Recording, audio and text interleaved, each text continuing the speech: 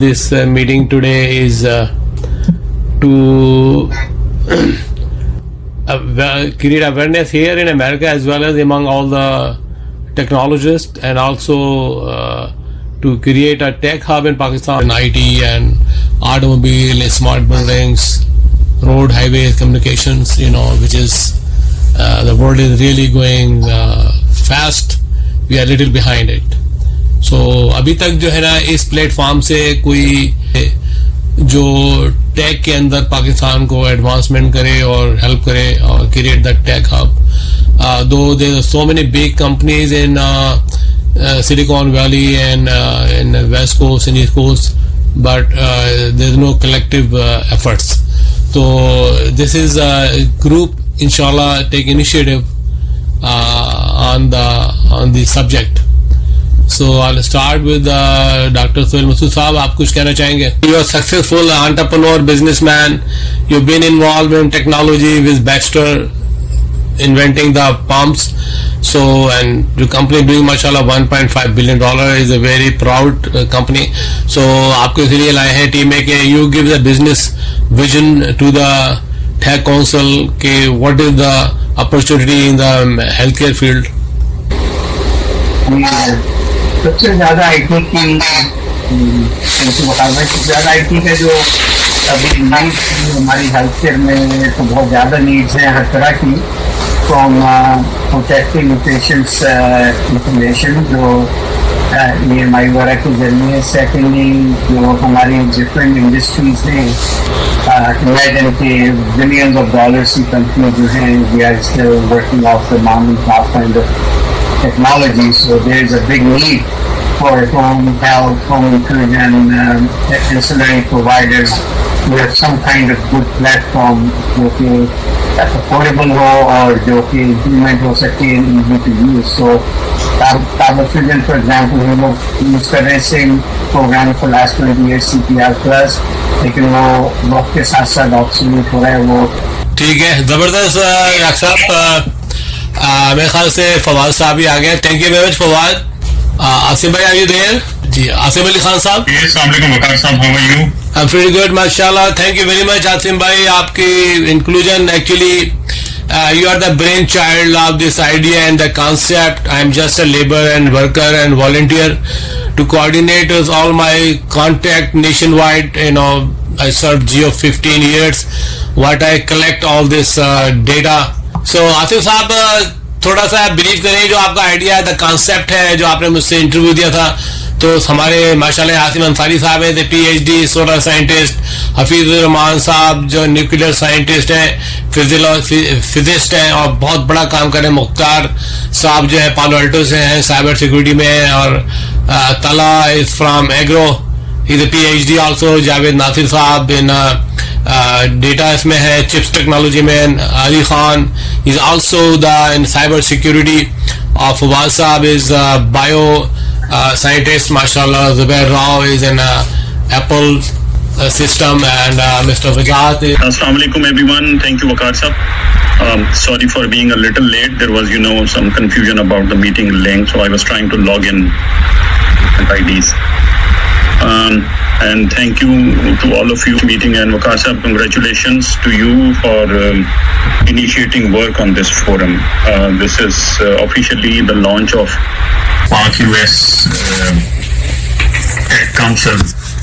So I think it is very important that we take this forward and make it a live forum. There are other forums for us, like different chapters of Open. Most importantly, Open Silicon Valley chapter. They are dedicated to working in the IT sector. So in Southern California, there was a need to have this type of forum to work in the IT sector. So let me give you a brief background of what we think about this forum and what we can do together. So I will give you a brief facts about Pakistan first, although in bits and pieces we talk about these things, we hear about these things on different forums, but I will try to consolidate my thoughts here. To put the things in context, Pakistan, is the fifth largest country in the world, most populous. So, meaning thereby Pakistan is the fifth largest economy and fifth largest market in the world. This is a very, very important fact. Wherever I get a chance to highlight this fact, we need to invite attention of our friends here and interested investors and companies that this is the fifth biggest market in the world. Now the little issue is with our region that we are juxtaposed. We are juxtaposed with the first and the second biggest economies in the world. Rather, we have land borders with first and so whenever any American company or investor or any other policymaker they look at the region, they try to compare it with the first and second. So we should not, I think, associate ourselves with the first and second. Otherwise, we will always be dwarfed. We don't want to be dwarfed with due to the fact that there are further the first and second biggest economies in the markets in the world are just across our borders, and perhaps due to some certain political and certain other reasons, there would always be a preference for companies and investors in the region. So we need to put Pakistan's situation in the context that we are the fifth one. As far as the size of economy is concerned, Pakistan is the, from nominal point of view, 40th largest GDP in the world, and from the purchasing power parity, it is the 24th largest economy from the point of view of purchasing power parity. So when we put this context, that this is the size of economy and size of the market, then Pakistan's connectivity with the region, then what are the benefits of going to Pakistan?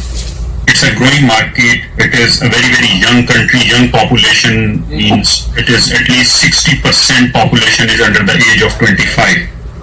And under the age of 35, 75% population. So it's a very, very young country. It means you will have an assured supply of labor in this market for at least next 50 to 60 years assured. It's not a declining population like any other country. It's not a static population. It is a growing population. So you will have a young blood in the market, educated, well-trained, well-skilled.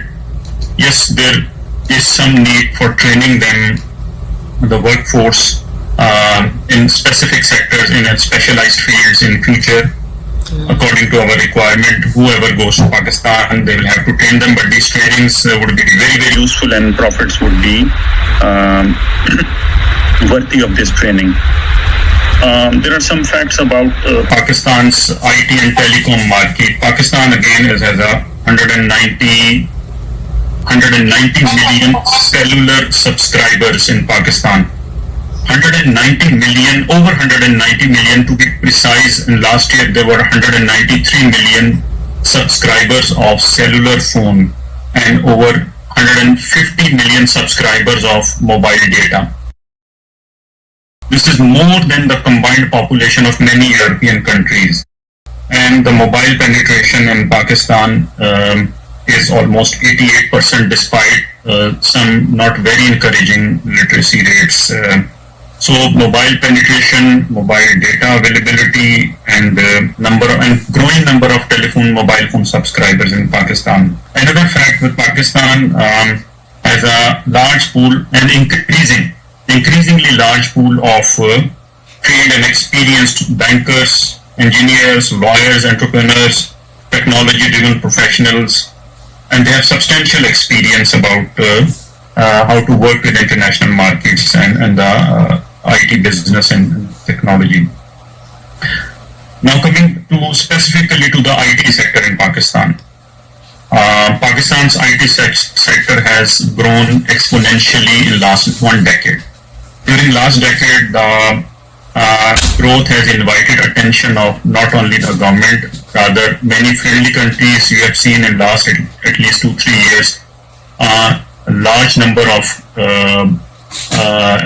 I would say agreements, collaborations, high-level visits, exchanges, informal arrangements with neighboring countries, especially countries in the Middle East, dedicated to the IT sector. That shows the interest of the interest of growing number of countries in the IT sector, in the IT industry in Pakistan. Pakistan's universities are producing trained IT professionals. Right now we have a pool of over 500,000 IT professionals in Pakistan, and Pakistan provides the third largest pool of freelancer community in the IT sector. And these numbers are growing at a very fast rate. You should also consider the fact that currently the official literacy rate in the country is below 60%, but even at this literacy rate, the number of IT professionals and number of software companies is huge, and it's very impressive. For example, there are 17,000 software houses in Pakistan. Pakistan is providing IT services, exports and exporting IT services to the tune of almost $3 billion. These numbers, $3 billion from Pakistani's point of view are impressive, because the growth of IT sector is more than 25% during last 4 or 5 years, despite the political and economic challenges in Pakistan. So just 25% growth rate in one sector shows that it's a low-hanging fruit with minimal investments. IT investment in IT sector can bear huge profits and returns. Pakistan. So Pakistan's freelancer community, as I said, is third largest in the world, and according to international data, independent data and figures, we provide at least 10% of global freelancers market. And now coming to the United States specifically, out of the $3 billion exports of Pakistan in the IT sector, we export our IT services to the United States for almost $1 billion. And the growth is consistent during last decade, and every year it's growing almost 20%. The government has set very ambitious target of increasing the total IT exports of $3 billion to more than $10 billion in next 3 years. So this is not only a promising opportunity, but a challenge for us, and especially for the early birds. So what our goals are in Pakistan in the IT sector? Our goals are, we want to explore new markets and secure foreign investments in the lucrative IT sector. This is our primary goal, to seek investment in the sector on a mutually beneficial basis. So it's not seeking any charity, it's not seeking any assistance. It is actually inviting and attracting businesses, companies, investors in Pakistan. And all of you, mashallah, very accomplished people here are in a very good position to not only guide us, not only provide us course correction, but also spread this word about Pakistan's branding. So Pakistan's branding, I think one of the major goal of this US Tech Council should be a country branding as well. It is a Pakistani American Tech Council. Pakistani American Tech Council, thank you. So this should be the country branding, because I think as compared to India, our country branding has remained weak. I would say we have not missed the boat. We are left a little behind in the tech hubs of the United States. There are various tech hubs, most important being the Silicon Valley, then Southern California, around San Diego, and other parts, but we will restrict ourselves initially to the West Coast. Why Pakistan's IT industry has a bright future, and why are we so optimistic? There are many factors. One is the progress achieved during last at least 5 years, and largely during last decade. So the expansion of industry is something that encourages us. Secondly, the forecast about our the best resource we have is the human resource. The forecasts and the data, how many people we are, our academic institutions are. They have 1,200 employees in Islamabad in their back office, and they tell me that as compared to India, the cost is 6 times less in Pakistan, the cost of operation. It is very, very cost effective to operate in Pakistan, and reliability factor is reliability factor is as good as India's, although their workforce is more trained and professional, and they are more trained especially to work with the US market. And lastly, as I said in the beginning, our location that makes us perfect, because neighboring markets, Middle East, especially Central Asia, they look towards Pakistan to provide not only services but trained human resource, because they lack this resource.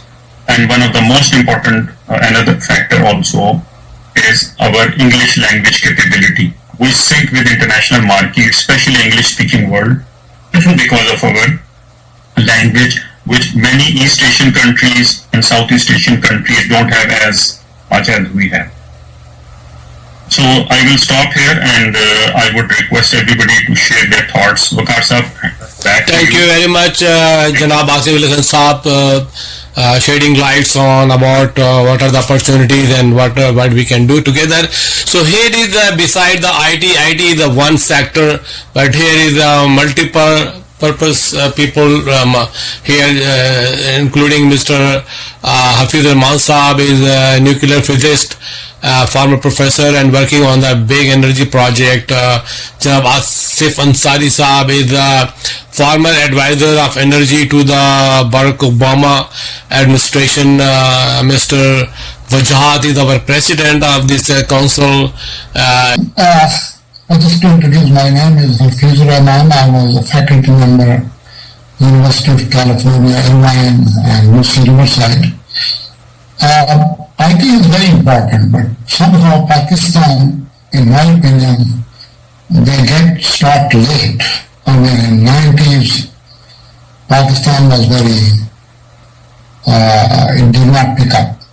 So another area which is called energy, which is the biggest problem on planet Earth, that clean energy.